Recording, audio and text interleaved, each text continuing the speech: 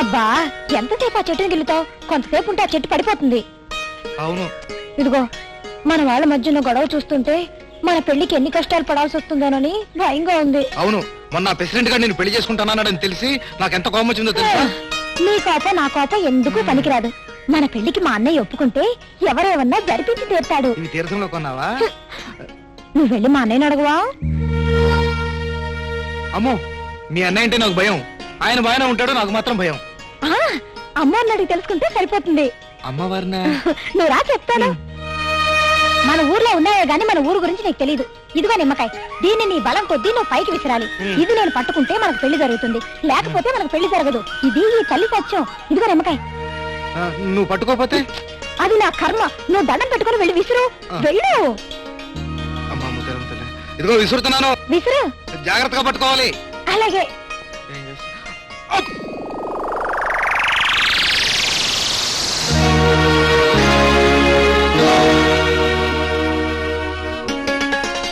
నిమ్మకాయ ఏది? విసరమంటే అంత గట్టిగా విసిరాడమేనా? ఎవరికి దొరికిందో ఏంటో. ఎవ్వరికీ దొరకుండదు. నా తల్లి తన చేత్తో పట్టుకుని దాచుంటుంది. ఎప్పుడో ఒకప్పుడు నాకు ఇస్తుందిలే. ఏంటి కట్టయ్య ఎగస్పాటి వాడు మన శల్యంతో మాట్లాడి ఓ సూపు చూసేద్దామా? మీరా వాళ్ళేదో ఒకళ్ళంటే ఒకళ్ళు కావాలనుకుంటున్నారు, మనం అడ్డు పట్టమేంటరా? అడు గురవై గడ తమ్ముడు. అరే గురవై తమ్ముడైతే శరభై తమ్ముడేదేరా. కుర్రాడు చూస్తే బుద్ధిమంతుల్లో ఉన్నాడు. సరే, ఈ విషయం ఎక్కడని చెప్పారో డొక్కజించేస్తాను జాగ్రత్త. డొక్కజించేస్తాను జాగ్రత్త. డొక్కజించేస్తాను జాగ్రత్త. డొక్కజించేస్తాను జాగ్రత్త. ఎవరు మూసుకొని రా, పోయి పొలంలో నీళ్లు చూసుకొని పోండి పోండి. సర్లే. డొక్కజించేస్తారన్న మగవాళ్ళు బయలుదేరి. ఏంట్రా ఏమైంది? ఇప్పుడే ప్రసాద్ గారి గురించి గొప్పగా మాట్లాడావా? ఆడ అన్నయ్య మన సుబ్బారావు గారి చేలో చెరుకు నరికేసి ఆడి చెరుకులో తలిపించుకున్నాడు. అవునుకిట్టయ్య, నరకొద్దిన అడ్డం వెళ్తే మెడబడికి ఎంటేశాడు. అవును, ఏళ్ళు ఆడి పొలంలోకి తల నా పొలంలోకి వంగాయి, అందుకే నరికేశాను. ఎంత మంచి ఉద్దాయం చెప్పావరా. కాళ్ళు నేల మీద తల గాల్లో ఉందని నీ తలం నరికి గాల్లో కలిపామంటావా? ఏంటి ముందు నోరు మూసుకుని సుబ్బారావు పంట అతని కళ్ళంలో తోలించు. ఇంకా ఎక్కడ ఉంది? ఎప్పుడో ఫ్యాక్టరీ తోలేశాను. నువ్వెవడో ఫ్యాక్టరీకి తోలించుకోవడానికి? కష్టపడి అతను పండించుకుంటే దౌర్జన్యంతో నువ్వు దోచుకుంటావా? అవునన్నయ్య, నీకు మొన్ననే చెప్పాను, అమాయకుడు కదా అని కష్టపడి పండించుకున్న పంటంతా దోచుకుపోతే వాడేమైపోతాడు, వాడి పెళ్ళం పిల్లలు ఏమైపోతారు. ఏమైతే నీకెందుకు? ఆ చెరుకుతో మనకి పనిలేదు. నోర్మై, నీకు పని లేదని చెప్తే నోరు మూసుకుని వెళ్ళిపోవడానికి కదరా నేను ఇక్కడికి వచ్చింది. చూడు, సాయంత్రంలోగా సుబ్బారావు చెరుకైనా వాడిల్లు చేరాలి, లేదా చెరుకమ్మిన డబ్బైనా వాడిల్లు చేరాలి. లేకపోతే నీ కళ్ళంలో ధాన్యం వాడిల్లు చేరుతుంది.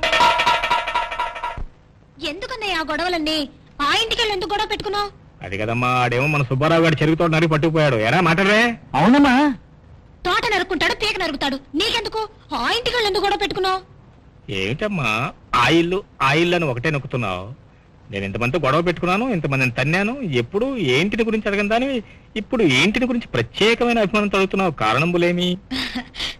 ఆ ఇంటితో నాకు సంబంధం ఏంటి? 10 మంది నిన్ను రౌడీ అంటారేమోనని నా బాధ. ఏమండి? ఎవరది?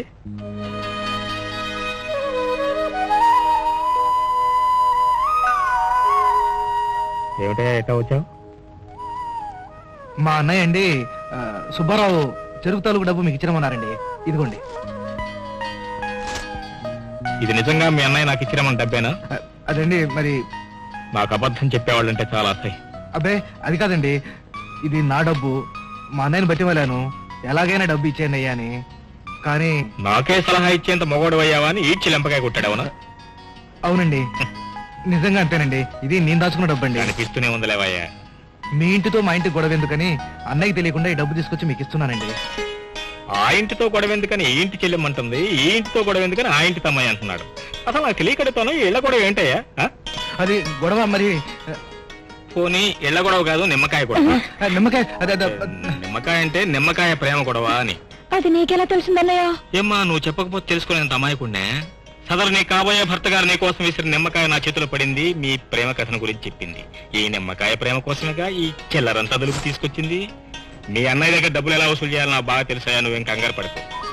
చూడు చెల్లెమ్మా, ఈ ఇంటితో ఆ ఇంటి గొడవలు వచ్చినా, ఆ ఇంటితో ఈ ఇంటి గొడవలు వచ్చినా మీ ఇద్దరిని కలిపి ఒకే ఇంటి వారిని చేసే బాధ్యత నాది. కాకపోతే అప్పటి వరకు నా పరువు కాపాడే బాధ్యత మీది. ఇదిగో మీ నిమ్మకాయ. చెప్పు. ఒరేయ్, మా నూరు బ్యాంకులో ఇవ్వడానికి కొత్త ఆఫీసర్ వచ్చారంట్రా. చాలా పద్ధతైన మనిషి అంట. ఈసారైనా ప్రెసిడెంట్ గారు మన లోన్లు కొట్టేయకుండా ఉంటే చాలు. మంచి ఆఫీసర్ వచ్చారు, మంచి జరుగుద్ది అనుకుందరి. చాలా స్ట్రిక్ట్ అట. అన్ని చెక్కింగులు చేసి గాని లోన్ లేవరట. ఓరి బాబు, మనకి తెలియని చెకింగ్లు మనకి తెలియని ఆఫీసర్లు ఏట్రా? లంక పొగాకుతో 100 మంది ఆఫీసర్లు కొట్టేశాం ఏట్రా? మీరు నిద్రపోతుంటే నేను లేపుతున్నాను. నోర్మే. కొన్ని చెకింగ్లకు 10 రూపాయలు ఖర్చు అవుతుంది, కొన్ని చెకింగ్లకు 100 రూపాయలు ఖర్చు అవుతుంది, మరి కొన్ని చెకింగ్లకు 1000 రూపాయలు ఖర్చు అవుతుంది. చెకింగ్లు మన చేతిలో ఉండాలి కానీ ఈ ఆఫీసర్లు ఏడు చేస్తారా? ఈగ ఈగ ఈగ రేయ్, నేను ఇటే చూస్తుంటా కానీ నువ్వు బ్యాంక్ ఆఫీసర్ దగ్గర పోనీరా.